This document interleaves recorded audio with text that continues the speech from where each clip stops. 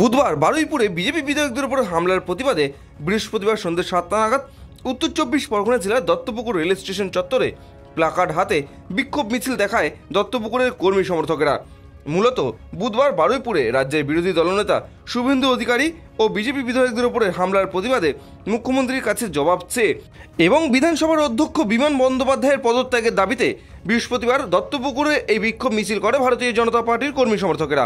এ প্রসঙ্গে বৃহস্পতিবার সাংবাদিকদের মুখোমুখি হয়ে কি বলেছেন ভারতীয় জনতা পার্টির আমডাঙ্গা মণ্ডল 3-এর সভাপতি, আসুন সেটা একবার শুনে নেওয়া যাক। দত্তপুকুরে আজকে যে মিছিল হলো সেটা হচ্ছে গতকাল বারুইপুরে যে ঘটনা ঘটেছে তারই প্রতিবাদে বিজেপি বিধায়ক এবং শুভেন্দু অধিকারী বিরোধী দলনেতার উপর যে আক্রমণ হয়েছে তারই প্রতিবাদে আজকে দত্তপুকুরের এই মিছিল। আপনাদের মিছিলের মধ্যে থেকে একটা আওয়াজ শোনা গেল হিন্দু হিন্দু ভাই ভাই।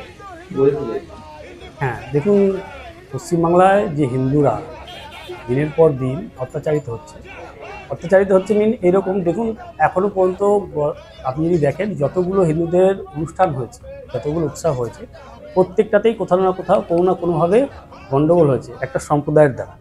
আর সেটা আমাদের রাজ্যের মুখ্যমন্ত্রী এবং আমাদের রাজ্যের শাসক দল তারা উৎসাহিত করেছে। এই একের পর এক ঘটনার মধ্যে দিয়ে বোঝা যাচ্ছে যে হিন্দুরা কিন্তু এখানে অত্যাচারিত হচ্ছে। এবং আপনারা জানেন কিছুদিন আগেই বাংলাদেশে যে ঘটনা ঘটেছে তার প্রভাব এই পশ্চিমবাংলায় পড়েছে এবং এই বাংলার হিন্দুরা জাগ্রত হচ্ছে। আজকে শুভেন্দু অধিকারীর ওপর যে হামলা হলো, মমতা ব্যানার্জি বুঝতে পারছেন যে ওনার হিন্দু ভোট ব্যাংক সেটা কিন্তু কাটতে শুরু করেছে, আর বিজেপির হিন্দু ভোট ব্যাংক বাড়তে শুরু করেছে। এই ভয়টাই উনি পাচ্ছেন, কারণ শুভেন্দু অধিকারী প্রায় হিন্দুদের পরিত্রাতা হয়ে উঠেছেন। যেখানে হিন্দুরা অত্যাচারিত হচ্ছেন সেখানেই শুভেন্দু অধিকারী পৌঁছে যাচ্ছেন। এই ভয়টা থেকেই কালকে ওনার উপর আক্রমণ। আমরা এর তীব্র প্রতিবাদ জানাই এবং বিধানসভার স্পিকার অধ্যক্ষ বিমান বন্দ্যোপাধ্যায়ের আমরা পদত্যাগ চাই। উনি যতক্ষণ না পদত্যাগ করবেন এবং পুলিশ মন্ত্রী যতক্ষণ না অ্যাসিওর করবেন যে এই পশ্চিমবাংলার জনগণ সুরক্ষিত আছে, প্রশাসন তার কাজ ঠিকঠাক করবে দলদাস না হয়ে, কারণ প্রশাসনের কার্যকলাপ হচ্ছে দলদাসের মতো। মমতা ব্যানার্জি পুলিশ মন্ত্রী, তারই এর উত্তর দেওয়া উচিত, এর জবাব দেওয়া উচিত বলে আমার মনে হয়। যে পুলিশ মন্ত্রী এর জবাব দেবেন এবং বিধানসভার অধ্যক্ষ বিমান বন্দ্যোপাধ্যায় পদত্যাগ। আপনারা জানেন যে আগামীকাল গতকাল যে ঘটনাটা ঘটে গেছে, শুভেন্দু অধিকারী প্রতিটা বিধায়কদের নিয়ে যে বারুইপুরে যাচ্ছিলেন, তো সেই সময় তৃণমূলের আশ্রিত যারা গুন্ডা তারা কিভাবে আমাদের এমএলএদের উপরে ঢিল ছোড়া ও গালিগালাজ এবং বাজে ইঙ্গিত দেয়া, যেগুলো আপনারা সোশ্যাল মিডিয়ার মাধ্যমে দেখেছেন, অনেক খবরেও দেখেছেন, তো সেটা গণতন্ত্রের উপরে আঘাত। একজন বিরোধী দলনেতা শুভেন্দু অধিকারী কিন্তু 294 জন বিধায়কের বিরোধী দলনেতা। যেমন মমতা ব্যানার্জি 294 জনের মুখ্যমন্ত্রী, তেমনি শুভেন্দু অধিকারীও কিন্তু 294 জনের বিরোধী দলনেতা। তার উপরে একটা আঘাত, সেটা গণতন্ত্রের উপরে সব থেকে বড় আঘাত। সেই আঘাতের প্রতিবাদে আমরা বিমানবাবুর স্পিকার পদ খারিজ চাই, যে উনি যেন যত তাড়াতাড়ি সম্ভব ওই পদ থেকে রিজাইন দেয়, এবং যতক্ষণ না উনি এই পদ থেকে রিজাইন দেবে আমরা কিন্তু একের পর এক এইরকম আন্দোলন চালিয়ে যাব।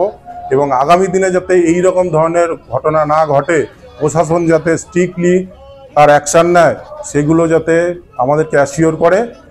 যতক্ষণ না এগুলো করছে ততক্ষণ আমাদের এইরকম আন্দোলন চলতে থাকবে। একাধিক জায়গা থেকে তারা বলছে যে আপনারা বিজেপি দল এরা ধর্মের মধ্য দিয়ে পুরো দেশটাকে ভাঙতে চাইছে। দেখুন, ধর্ম নিয়ে রাজনীতি তো 1947 সালে হয়েছিল, তখন কি বিজেপি ছিল? সেদিন থেকে তো হয়ে এসেছে, ধর্মের ভিত্তিতে দেশ ভাগ হয়েছে, আপনারা সবাই জানেন, ইতিহাস তাই বলছে।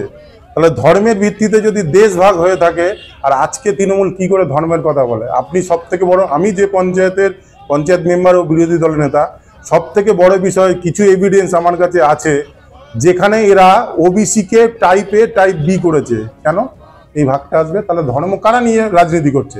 মমতা ব্যানার্জি তো প্রতিটা পঞ্চায়েত স্তর পর্যন্ত রাজনীতিতে ঢুকিয়ে দিয়েছে যে ওবিসি ক্যাটাগরিকে এ আর বি ভাগ করেছে। কেন হিন্দু মুসলিম কি, যখন ওরা বলছে হিন্দু মুসলিম ভাই ভাই, তাহলে এ বিটা আসবে কেন? ওবিসি ক্যাটাগরি থাকবে, এ বি ভাগটা হবে। তাহলে ধর্ম নিয়ে রাজনীতি তো তারা করছে, বিজেপি ধর্ম নিয়ে রাজনীতি করছে। আর যদি বিজেপির ধর্ম নিয়ে রাজনীতি করতে হয়, তাহলে হ্যাঁ, ভারতবর্ষের বুকে কোনো দল হিন্দুদের কথা ভাবিনি আজও পর্যন্ত। 47 সালের পর থেকে বিজেপি একমাত্র ভাবছে হ্যাঁ আমরা হিন্দুত্ববাদীর দল, আমরা হিন্দুদের কথা ভাবি, আগামী দিনেও ভাববো। আমরা আগামী দিনে এও চাই যে যাতে হিন্দু রাষ্ট্র হয় এবং মুসলিমদের যে অত্যাচার, এক সংখ্যালঘু সম্প্রদায়ের অত্যাচার যেভাবে চলছে তার বিরুদ্ধে আমরা বিজেপি যেভাবে লড়ছে আগামী দিনেও লড়বে। আমাদের যারা বিজেপির কর্মীরা তারা যেভাবে সংগ্রাম চালাচ্ছে আগামী দিনেও সেই সংগ্রাম চলবে। হিন্দু হিন্দু ভাই ভাই, কিন্তু আধার লিঙ্কে কমিশন চাই। হিন্দু হিন্দু ভাই ভাই, বাঙালি কোনো পূর্ণমন্ত্রী নাই। এই তো হচ্ছে বিজেপির বর্তমান অবস্থা। তাদের এতগুলো এমপি তারা নিয়ে গেছে, মানুষ তো তাদেরকে ভোট দিয়েছে, তারা বাংলা থেকে একটা পূর্ণমন্ত্রী কাউকে আজও দিতে পারেনি, এর আগেও দেয়নি। এই তো হিন্দু হিন্দু তাদের ভাই ভাই।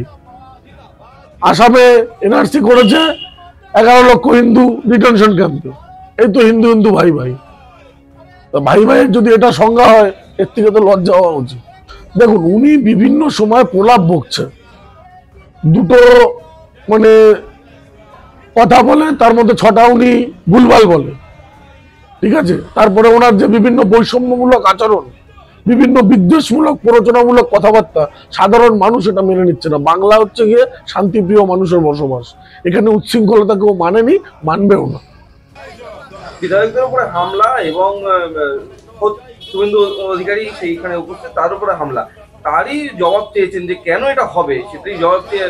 বারুইপুরে কি এমন ঘটনা ঘটেছিল যে যেখানে বিজেপি এতগুলো বিধায়ক বিরোধী দলনেতা সম্পূর্ণ সশরীরে উপস্থিত হলো এবং সেখানে গিয়ে তারা যে প্ররোচনামূলক বক্তব্য রাখলো, সাধারণ মানুষ সেটা মেনে নেয়নি। এখানে তো পার্টির কোনো বিষয় আছে বলে আমার মনে হয়।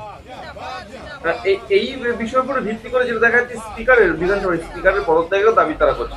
তো ম্যাক্সিমাম দিনে ওনারা বিধানসভায় যায়, ওয়াক আউট করে বেরিয়ে চলে আসে, কারণ ওনারা তো বলার কিছু নেই।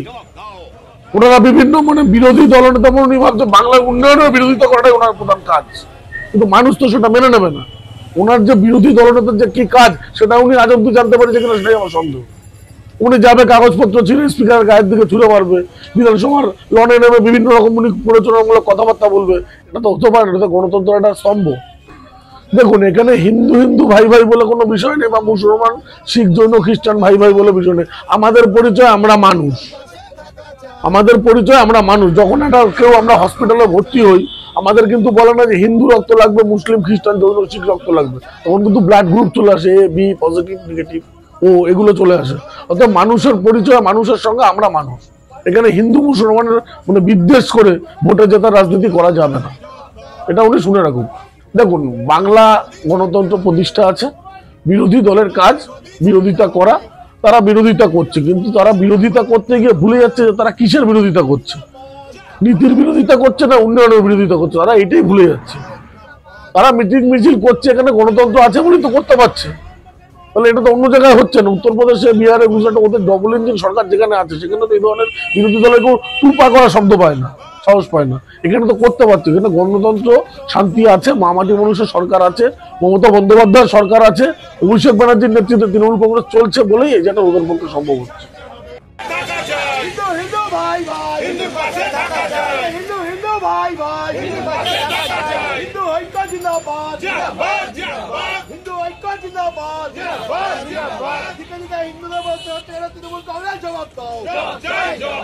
জবাব তোমায় দিতে হবে।